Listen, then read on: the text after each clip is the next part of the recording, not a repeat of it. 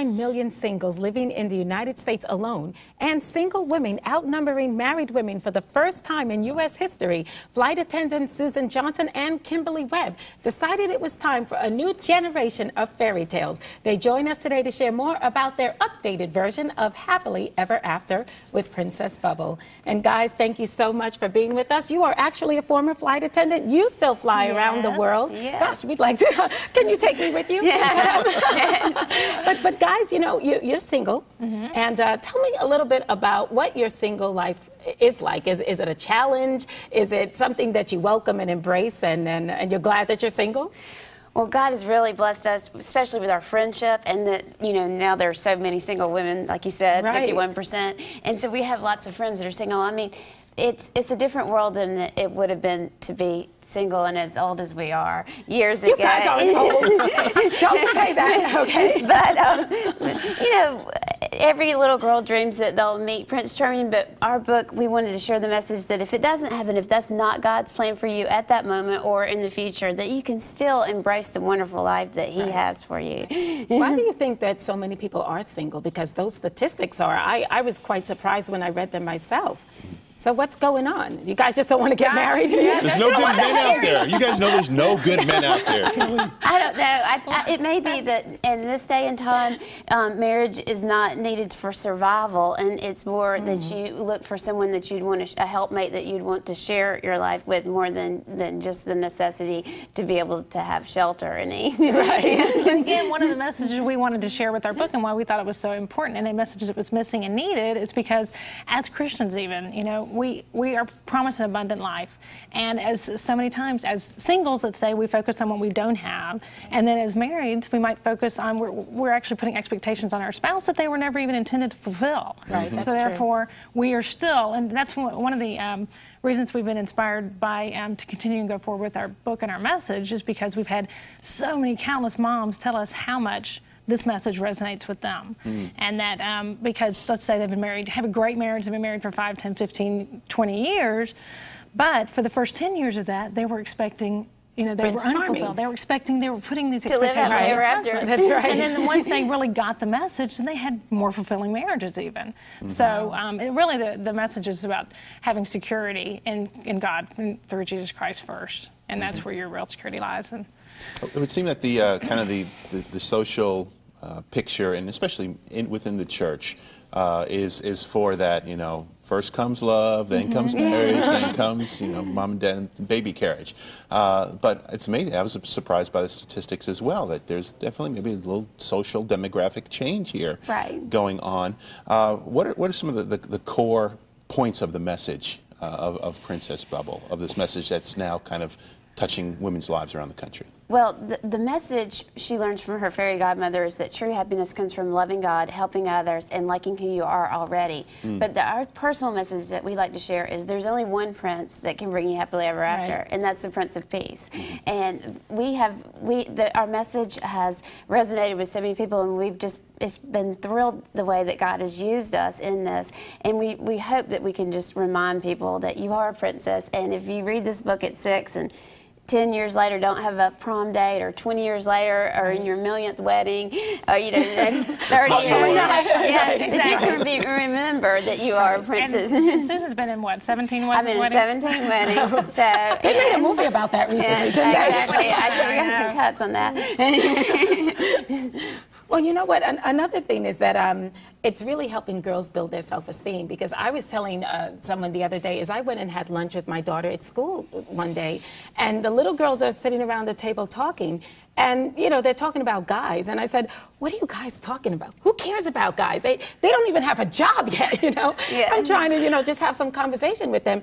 And the one thing the one girl said is, well, boys make us happy. And I thought, oh my goodness. And so a lot of girls really do believe that. So how is this working to kind of build their self-esteem as well? We would love to be able to, you know, reach girls and teach girls that you need to be happy first, and then you can share that happiness with either a spouse or your family or a friend, because you can't put that much responsibility on another human. And that being happy first means finding things that you're good at and things that you enjoy doing, and versus just looking for somebody else to fulfill that. So that's kind of that same message. And that really is a response that we have, again, received from others, and they've just, again, countless moms to tell us this is what that message they want to share with their daughters, because that's what they want to instill in them, that your security does not, that is something you can share. Be happy first and share that happiness with somebody else. Now I've got to ask this and play devil's advocate. Yeah, sure, we love it. Because just on some of the introductory material, you had a couple of verses plucked out of the Psalms there about not trusting in princes. So are you anti-Prince Charming? Or is this like, am I part of the... That's a great question. And we're not. We say that we're anti-damsel in distress. Our character realizes that she's not a victim. She doesn't live in a dungeon or have a wicked stepmother. But the truth of the matter is that we all need to be rescued. But we need to be rescued, once again, by the Prince of Peace.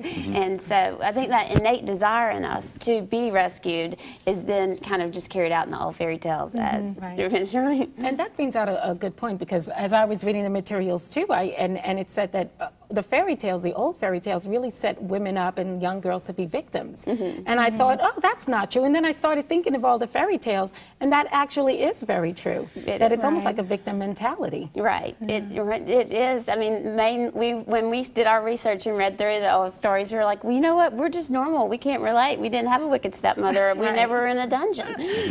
Right. And you never were offered a poison apple or anything like that. Okay, so let's meet Princess Bubble. And here she is. I don't know if you guys have a graphic, but if not, I'll just kind of open the book and just take us quickly a little bit through the story and share a little bit more of what's in it. Well, the story is extremely autobiographical. Yeah, it's an airplane in there. I know. But we made sure. She's a jet setter. She's got an education. She's traveled. The plan is as well that she would be a future. We'd love for her to be a series, and she'll be traveling to new lands, far away lands, and learning about new cultures and how our differences make us special and unique, and how our differences can actually really enrich our lives. Who did the illustration? It's cute. We have a wonderful illustrator, Maria Tonelli, and we added a lot of little things that you may not see, like her dresses, or the flags are dresses, and different things like that. But we had so much fun with the book, and we wanted her to be, you can tell in this picture, she is not your typical Barbie. She's got a little hips. Yes.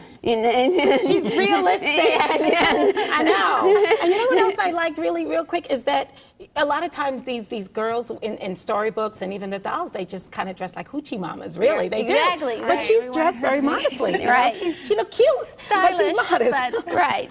She has her belly button covered. No, yes, she does, Okay. and up here is covered. So yeah, it's very cute. We wanted her to be a modern day princess. So. Absolutely. So what are prospects for you guys? You guys are, like I said before, you're happy being single, or is it something that, you know, you're still, Lord, this is something I still would like, or are you just very content to be where you are, even if Prince Charming never Well, comes? we are, of course, always welcome and open to Prince Charming coming by, but the important thing is we really know that no matter what, we still have happily ever after, because we know where our security lies. So that's what we're excited about. That's the message we, again, want to share, and we embrace. Personally, I think we have tried to live that out as well. And the story is also for women of all ages, because you said you've even heard from moms and grandmoms. Right. The story is Susan likes to call it from first breath to last breath. And we are a big graduation gift too, because it's a message that is really important to take off to school with you, or to leave, you know, your college with, to remember, you know, where your importance and where your happiness lies. And so we. At our site, princessbubble.com, we have lots of pictures and videos and different things like that of our experiences on the road, and it's just been such a great time. Right. Yes, and all those the pictures inside the book are from different kids from all inside are from kids that we wanted kind of the community, larger community, to be able to participate with the books. They sent in pictures as well. That's great. You know, I heard a lot of moms say that I wish when I was young, I had a message like this, because they really felt like it would cause them to make different choices in their lives, and better choices. And so do you guys feel that way as well? Is that something that you really wish that you had early on in life, and that was why you decided to put this message out? We've been very protected, and our choice. Of course, we've made a lot of wrong choices in life, but And as far as dating and choosing the right type men to spend time with, God has totally protected and provided for us. You know, we've had wonderful, godly men that we've dated that didn't work out, but they were wonderful. Actually, we originally met like 10 to 12 years ago through an ex-boyfriend of Susan's. That was a friend of mine as well, so it's kind of funny. And she always That's how you originally met. We met through flying. We met through an ex-boyfriend, and he was a friend of mine in my social group, and so it was kind of funny. And then we always jokes that didn't work out, but you know, we ended up being lifetime friends. There you go. You have a great friendship. Well, that's great. Guys, thank you so much for coming and being with us. It really is a great story. Princess Bubble, I think, is one that every woman should have no matter what age she is. Guys, if you'd like to connect with Susan and Kimberly, you can visit us at harvest-tv.com to find an easy way to link to their website. Well, coming up next on Harvest, Ginger Garrett reveals